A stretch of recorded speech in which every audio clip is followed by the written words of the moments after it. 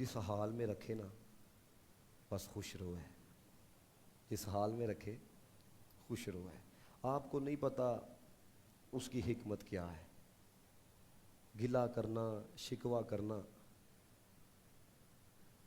یہ جس انسان کی زندگی میں آ جاتا ہے نا وہ کبھی اپنے رب کو راضی نہیں کر سکتا ہے. مجھے امام علی مقام امام حسین رضی اللہ تعالیٰ عنہ کی زندگی سے مجھے بتاؤ یار، وہ علی اکبر جن کی صورت حضور کی صورت سے ملتی ہو، اور وہ ننا علی اصغر یار 6 ماہ کا سب کچھ دیا. کوئی کا یہ تو جڑے آ کے ذاکرین اور جڑے کچھ خطباء ہیں جن کا کام ہی صرف رولانا ہے وہ اسی کا بس وہ یقین جانو وہ قسمیں دے دے کے پھر ماندے نے جو نہ روئے یہ ہو جائے گا. ایک خود آنسو آ جانا یہ رحمت کا باعث ہوتا ہے، لیکن قسمیں دے دے کے حلالی کو آنسو آئیں گے، حرامی جو ہوگا نہیں آئیں گے. اینڈ پھر بھائی ہر بندے نے اپنے آپ کو حلالی ثابت کرنا ہی ہے نا، وہ پائیں انگلی مار کے آنسو کڈے. خود آ جانا یہ ایک الگ بات ہے.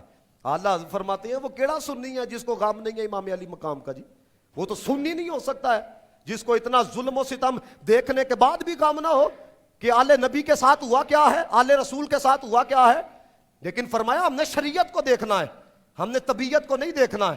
کوئی کائنات کا بندہ کسی کتاب سے امام حسین رضی اللہ اتنا کچھ قربان کیا، کوئی بندہ ان کی سی بھی ثابت کر دے، انہوں نے سی بھی کی ہو. ایک تو ہوتا ہے نا بندہ اپنے عمل سے کوئی گلہ کرے کوئی بندہ سی بھی ثابت نہیں کر سکتا ہے. کیوں؟ ان کا یہی نظریہ تھا جے سونا میرے دکھ وچ راضی تے میں سکھ نو چولہے پاواں. یہ ان کا نظریہ تھا. تو آپ بھی اپنی زندگی کے اندر نا تھوڑا ٹھہراؤ لے کے آؤ، اور جس حال میں اللہ تعالیٰ رکھے نا. یہ آج میں جب سے میڈیا میں دیکھتا ہوں نا، اب تو میں نے بڑا کم کر دیا، پہلے میں بڑا واچ کرتا تھا، یہ خبریں میں سنتا تھا، اب تو دل ہی نہیں کرتا ان کی شکلیں دیکھنے کو. ہے یقین جانو ہے مسکرا کے 20 روپیہ تم نے پیٹرول بڑھا دیا ہے، ایسے آگے سے مسکراتی ہیں دانت نکال کے. تمہیں شرم نہیں آتی ہے؟ غریب کا بیڑا غرق ہو گیا. اور پھر آگے سے کہتے ہیں اوپر یہ مہنگا ہو گیا تھا، یہ ہو گیا تھا. ان پورے یو کے اندر 100 سے زیادہ سرکاری گاڑیاں نہیں ہیں.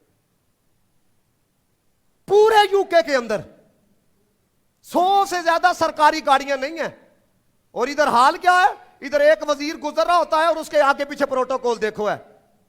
اپنے پیو کی کمائی کا پیسہ لگاؤ، تم نے لوگوں نے قوم کا خون نچوڑنا ہے. تمہیں اتنا ہی اپنی جان کا خطرہ ہے تو اتنے تو نے محل بنا لیے ہیں، پھر بھی قوم کا تم لوگوں نے کھانا ہے. اب تو میں یہ دیکھتا ہوں، یہ اب دیکھو ان لوگوں کا نظریہ، اللہ معافی مجھے عطا کرے. میں دیکھو بھائی حق بیان کروں گا، کسی کو چبھتا چبھے. غریب مر گیا بھائی ان لوگوں کی وجہ سے، ان لوگوں کے تماشے نہیں ختم ہوتے ہیں اور مسکرا کے آ کے کہہ دیتے ہیں اوپر یہ بڑھ گیا تھا. آپ کو پتا ہے 1 لیٹر پیٹرول کے پیچھے 71 روپیہ ٹیکس لے رہے ہیں. اور پھر ہمارے گھروں میں جڑے بل آتے ہیں سیلمے دا ٹیکس بھی ہوتے اندر، پی ٹی وی کا ٹیکس بھی اس کے اندر، مساجد سے سیلموں کے ٹیکس لیتے ہو. شرم نہیں آتی؟ یزیدیوں والے کام کرتے ہو تم لوگ، اور آ کے کہہ دیتے ہو حسینیت جو ہے یہ حق کا درس دیتا ہے. تو تم مسیتوں سے پورے پاکستان کے اندر مجھے بتاؤ کہ بھائی کبھی مسجدوں کے انہوں نے بل معاف کیے؟ منہ اٹھا کے تم کہتے ہو فلاں کا بل بھی معاف ہے، فلاں چلائے اتنے کلومیٹر تک ان کو پیٹرول معاف ہے. 3 لاکھ روپیہ یہ تنخواہیں لیتے ہیں، 14 لاکھ روپے تنخواہیں لیتے ہیں، اور بوجھ کن پہ ڈالتے ہیں؟ جی 25,000 روپے تنخواہ ہے. اندازہ لگاؤ ان کا. میں یقین جانو میں ممبر پہ بیٹھا ہوں، مجھے شرم آتی ہے غریبوں پہ گفتگو کرتے ہوئے. کیوں؟ میرا ٹھڈ فل ہے، میں تھوڑے درد نو کی سمجھاں گا؟ حقیقت بات ہے، مجھے شرم آتی ہے. میں کس طرح بات، میرا ٹھڈ خالی ہوئے نا میں نے پھر پتہ لگے کہ بھائی غریب پہ گزرتی کیا ہے. میں اب 3 ٹائم دی روٹی کھا کے غریبوں سے گفتگو کرا، شرم آنی چاہیے. میرے نبی پاک نے اگر غریبوں پہ گفتگو کی ہے، میرے نبی پاک نے پورے دل کے اندر ایک کھجور کھا کے بتایا بھی ہے کہ فقر کس کو کہا جاتا ہے. حضرت عمر فاروق نے غریبی پہ گفتگو کی ہے. دیکھو حضرت عمر فاروق جب دنیا سے گئے تو آپ کے اوپر قرض بھی موجود تھا فاروق اعظم کے اوپر. حضرت ابوبکر صدیق گئے، مجھے بتاؤ نہیں انہوں نے کہا تھا جو مزدور کی تنخواہ ہے وہ میری تنخواہ ہوگی، اس کا گزارا ہو سکتا ہے تو میرا کیوں نہیں گزارا ہو سکتا؟ تو میں کہڑے منہ سے غریبوں کی باتیں کروں؟ شرم آتی ہے خدا کی قسم یہ کہتے ہوئے. اس لیے آپ دیکھو یہ جس طرح کا نظام ہوا ہے نا، میں صرف آپ دیکھو میں نے پوری کائنات کا میں نے ٹھیکہ نہیں اٹھایا. کوئی دل بدلے نہ بدلے بھائی یہ اسی کے اوپر ہوتا ہے. اللہ تعالیٰ جس کا دل بدلے ہے. لیکن حق کا پیغام دینا, آپ کو پتہ ہے میں کبھی بھی حق کہنے سے باز نہیں آیا, آپ کو پتہ ہے اس بات کا, بالکل بھی ہے بھائی. جینا مسلمانوں کے لیے, جینا دین کے لیے, جینا قرآن کے لیے, جینا حضور کی ناموس کے لیے. کوئی بندہ جتنا مرضی برا بلائے, مرے کھپے, جو مرضی کرے ہے, جب دین نے اتنا کچھ دیا ہے, ہمارا بھی سب کچھ دین کے لیے. ہاں, ہم دین کے لیے بات کریں گے. اور میں آپ سے یہ کہوں گا, اپنے رب نہ کدی گلہ نہیں کرنا کہ یا اللہ تو انج کیوں کیتا, یا اللہ میرے نہ بابا کدی نہیں گنا. یہ کل آرٹیکل آیا, وہ پروفیسر ڈاکٹر ہیں کراچی کے, ان کو ایک بندے نے کہا, انہوں نے کہا سائنس نے اتنی ترقی کر لی ہے, اب تو آپ کو پتہ ہے ایک بندے کا گردہ دوسرے بندے کے گردے میں پیٹ میں ڈال دیا جاتا ہے, نظام چلاتے ہیں. انہوں نے کہا دوسرا گردہ سائنس کیوں نہیں بنا سکی ہے.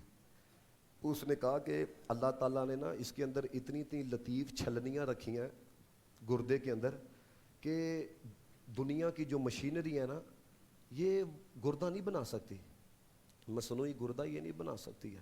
اس نے کہا اگر بنا بھی لے نا تو پھر ایک گردہ اربوں روپے کا بنے گا. کتنے کا؟ اربوں روپے کا.